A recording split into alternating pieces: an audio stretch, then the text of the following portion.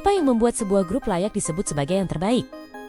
Apakah itu penjualan album yang memecahkan rekor, jumlah piala di lemari penghargaan, atau mungkin kemampuan mereka untuk menembus batas bahasa dan budaya, menyatukan jutaan orang di seluruh dunia di bawah satu fandom? K-pop bukan lagi sekadar genre musik, ini adalah fenomena budaya. Sebuah pergerakan global yang telah mengubah wajah industri hiburan selamanya. Namun, sebelum Stadion Wembley penuh sesak dan Billboard Hot 100 didominasi oleh nama-nama Korea, ada para pionir yang membuka jalan. Selama beberapa saat ke depan, kita tidak hanya akan melihat daftar nama. Kita akan menelusuri sejarah. Dari fondasi yang dibangun oleh legenda generasi 1, ledakan Hallyu Wave di generasi 2, dominasi global generasi 3, hingga inovasi tanpa batas generasi 4 dan kelima. Siapkan lightstick kalian, karena inilah kisah dari grup-grup K-pop terbaik sepanjang masa. Kita mundur ke tahun ke-1996, industri musik Korea sedang mencari identitas baru. Dan jawaban itu datang dari Haeho, The High Five of Teenagers. Jika kita bicara soal best of all time, kita tidak bisa melewatkan mereka. OT bukan sekadar boy group, mereka adalah cetak biru dari apa yang kita kenal sebagai idol K-pop hari ini. Merekalah yang pertama kali menciptakan budaya fandom yang masif, warna resmi, dan teriakan fanshin yang kini menjadi tradisi. Lalu ada SAS, The Fairies of K-pop, yang membuktikan bahwa girl group bisa sukses besar dan memiliki daya tarik yang setara. Mereka meletakkan standar visual dan vokal yang masih menjadi acuan hingga kini.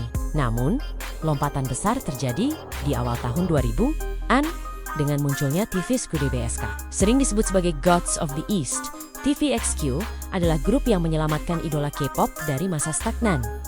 Vokal mereka tak tertandingi.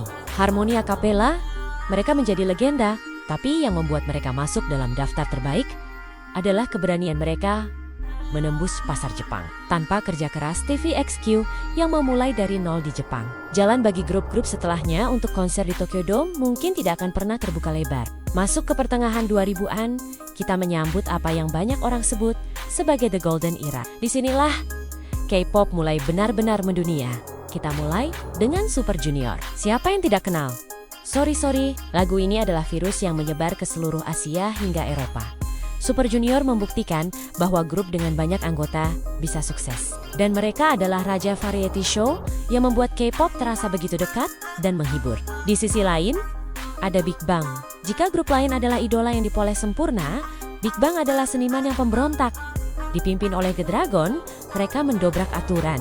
Mereka memproduksi lagu sendiri, membawa hip-hop ke arus utama, dan memiliki stage presence yang tak tertandingi. Lagu seperti Haru-Haru dan Fantastic Baby bukan hanya hits, itu adalah anthem. Big Bang mengubah persepsi bahwa idola hanyalah produk pabrikan, menjadikan mereka salah satu yang paling berpengaruh dalam sejarah. Dan tentu saja, kita tidak bisa bicara soal sejarah tanpa menyebut Girls' Generation, SNSD. Gelar mereka adalah Nations Girl Group, dan itu bukan tanpa alasan. Dengan J, mereka menciptakan tren yang tidak bisa dihentikan. Sinkronisasi tarian mereka, visual yang ikonik, dan kemampuan beradaptasi dengan berbagai konsep dari innocent hingga badass menjadikan mereka standar emas untuk semua girl group yang lahir setelahnya. Mereka adalah definisi dari umur panjang dan relevansi. Jangan lupakan 21. Di tengah lautan girl group yang feminin, 21 datang menghantam dengan konsep girl crush yang garang. I am the best bukan sekadar judul lagu. Itu adalah pernyataan. Mereka memberikan kepercayaan diri kepada jutaan penggemar wanita dan membuktikan bahwa menjadi berbeda itu indah. Lalu, dunia berubah. Generasi ketiga lahir dan batasan geografis runtuh sepenuhnya. Kita mulai dengan EXO. Ketika mereka debut, mereka membawa konsep storytelling dan universe yang kompleks. Vokal powerhouse dari Chun, Baekhyun, dan Dae, ditambah dengan tarian yang tajam, membuat mereka disebut sebagai King of K-pop di masa jayanya. Lagu Growl menyelamatkan pasar album fisik yang sempat lesu, membuka era di mana penjualan jutaan kopi menjadi standar baru. Tapi kemudian, terjadilah anomali terbesar dalam sejarah musik pop. BTS datang dari agensi kecil, tanpa privilege industri. Mereka mendaki perlahan dengan lirik yang jujur tentang kesehatan mental, mimpi, dan kritik sosial. BTS bukan hanya grup K-pop terbaik, mereka adalah salah satu grup musik terbesar dalam sejarah manusia. Bersanding dengan The Beatles, nominasi Grammy pidato di PBB, memuncaki Billboard Hot 100, dan fandom ARMY yang berdedikasi. BTS mendefinisikan ulang apa artinya menjadi artis global di abad 21. Di sisi girl group, Blackpink mencetak sejarah dengan cara mereka sendiri. Mereka adalah definisi ikon modern, musik yang catchy, visual mewah, dan aura fashion kelas atas menjadikan mereka grup-grup terbesar di dunia saat ini. Mereka adalah grup K-pop pertama yang menjadi headliner Coachella, membuktikan bahwa musik Korea bisa mendominasi festival barat terbesar sekalipun. Dan kita harus memberikan apresiasi kepada Twice jika Blackpink adalah ikon fashion global. Twice adalah Nation's girl group baru yang dicintai karena musik mereka yang memberikan energi positif. Konsistensi mereka dalam merilis hits dan popularitas Hilagilon di Jepang membuat mereka layak berada di puncak sejarah.